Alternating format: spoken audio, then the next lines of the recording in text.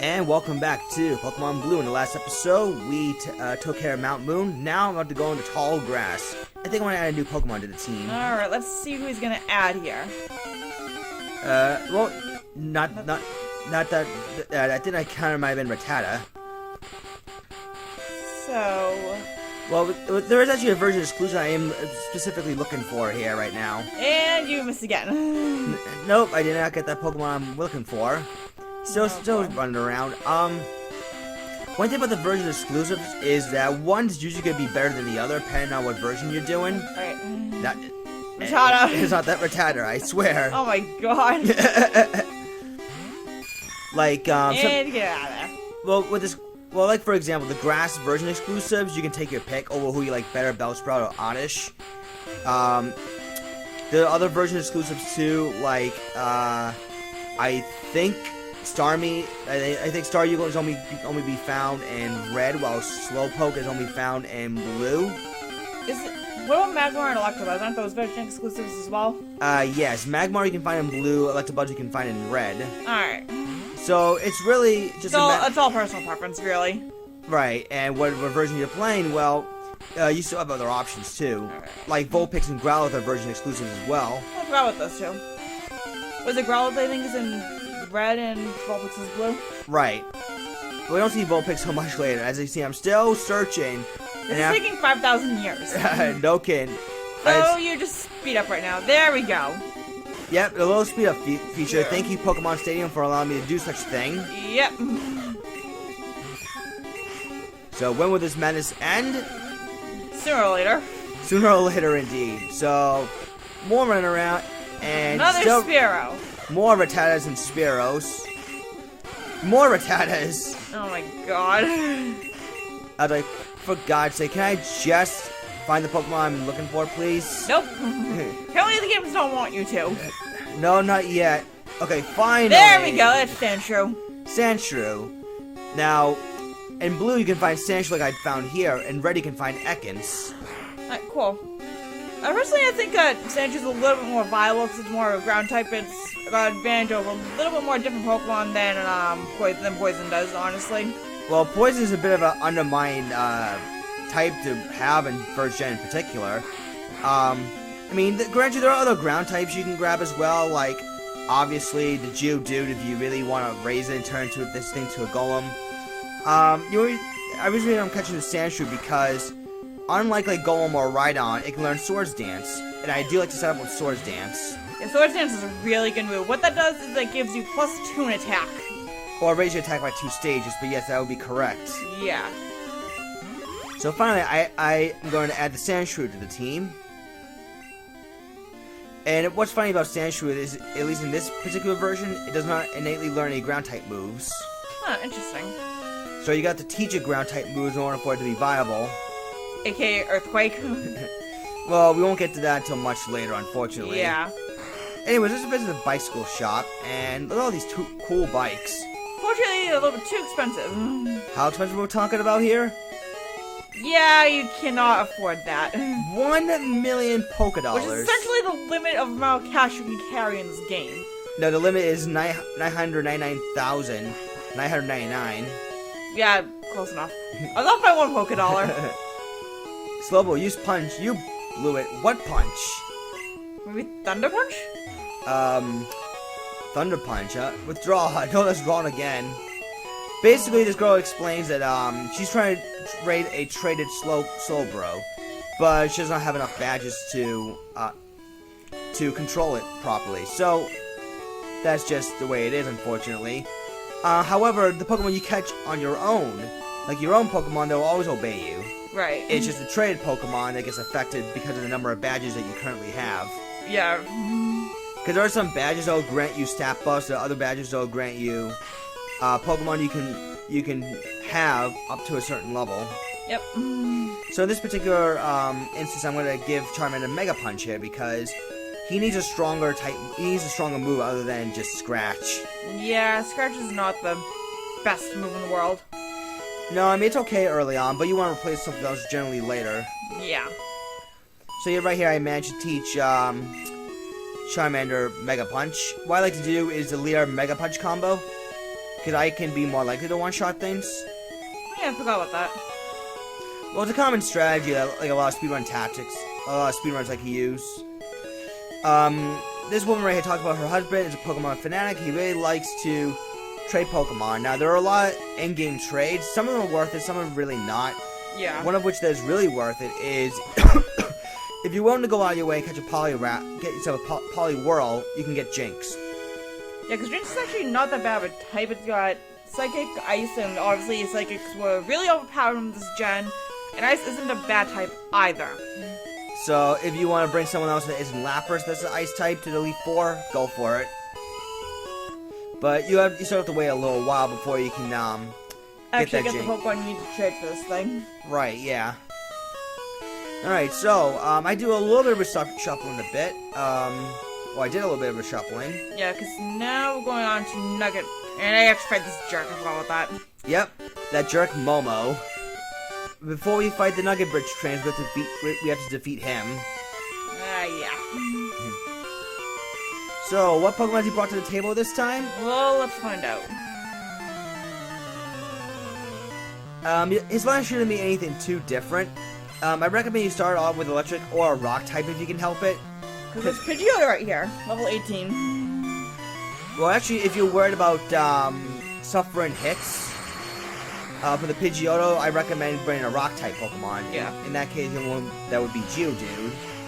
Pikachu's not a bad choice either, but its defenses are pretty lacking.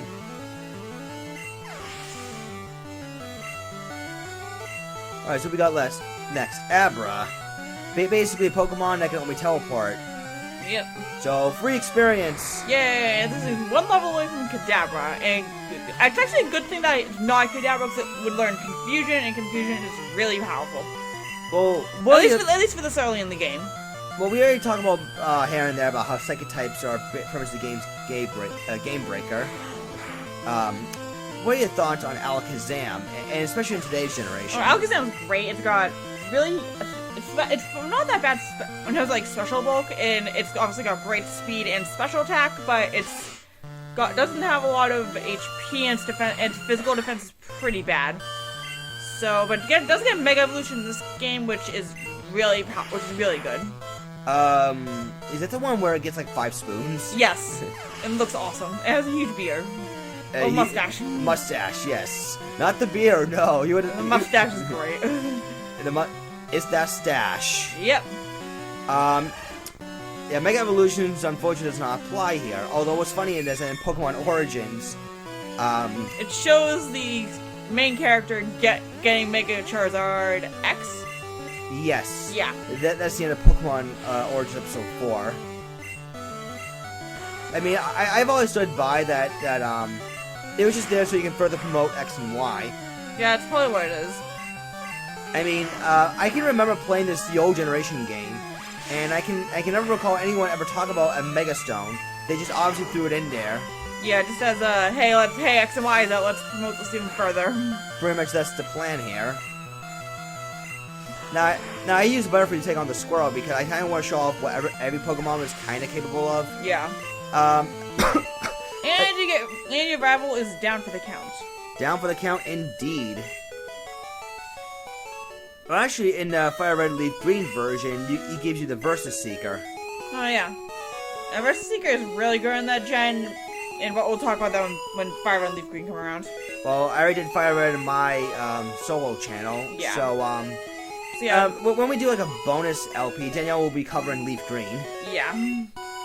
As she's gonna be covering Emerald, as they kind of share the same properties. Yeah. You know, it being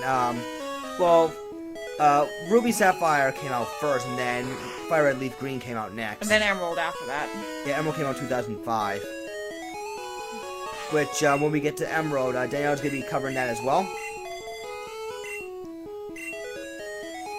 Well, we can go over how Pokemon changed over the years. Second gen introduced the physical special split, as well as held items. Wait, no, it's just a special split. Physical special split did not come until 4th gen. Oh, I meant the special split. Sorry. Yeah. Sorry. Oh my god. Sorry, that was my fault. Yeah, so with the special split, pretty much Pokemon such as Hypno, who had really high special in 1st gen, kind of got debuffed a little bit, because it doesn't have as much special attack as it does special defense. Well, for example, Hypno used to be a pretty good Pokemon in Gen 1, but suffered a little bit in Gen 2. Yeah. But Snorlax, on the other hand, gets a huge special defense. Yeah. So yeah, Gen 2 introduced held items and the special stat split. That's what I meant to say earlier. Yeah. Gen 3 introduced natures. Yeah, pretty much natures what they do is they make it so that one stat, it affects how your stat changes. Some increase a stat and decrease a stat, whereas others just don't do anything at all. Bro, basically, for example, let's say you got a timid nature Pokemon.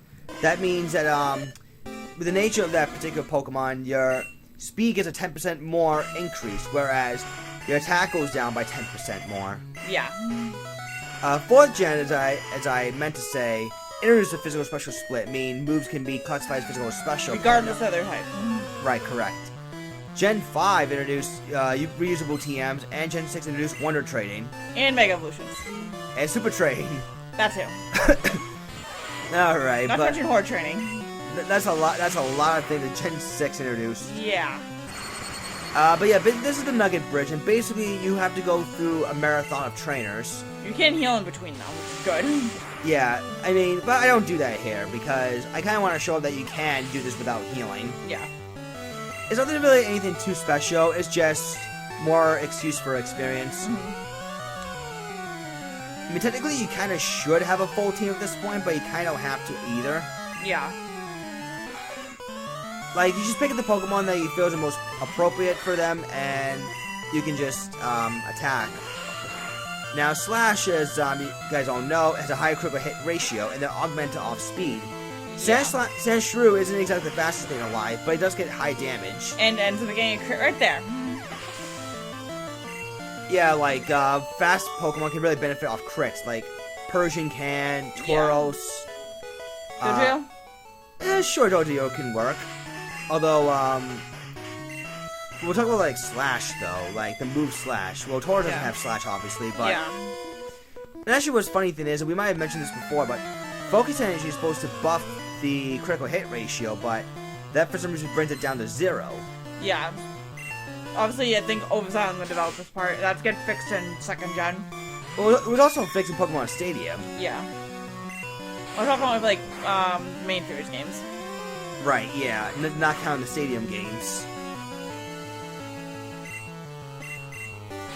Oh boy, too bad you don't really have a fighting type at this point. You could just low kick the Rattata. Yeah. Although that does change in Yellow as well as Fire Red Leaf Green. Yeah, we can actually catch a Mankey. We can catch a second fighting type early on. Then you have no problems against the normal types in this part. Yeah, it's true.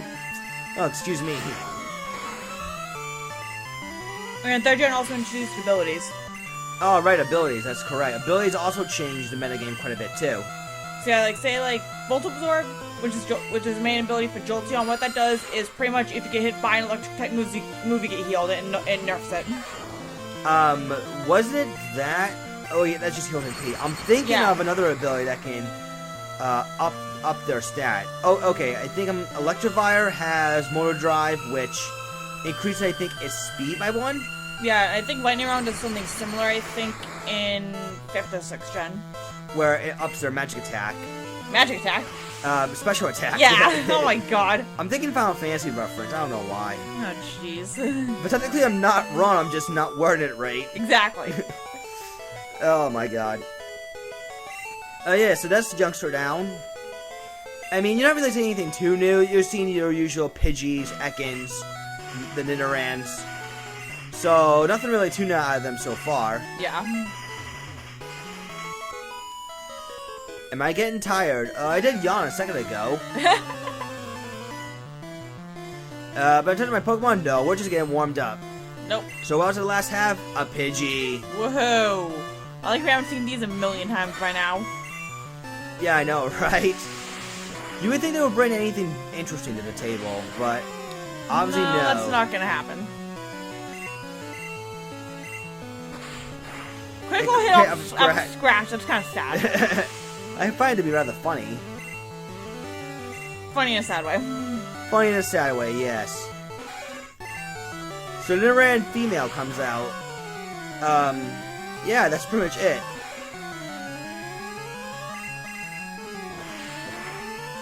And forget about your attack low and growl. I can just crit you. Yay!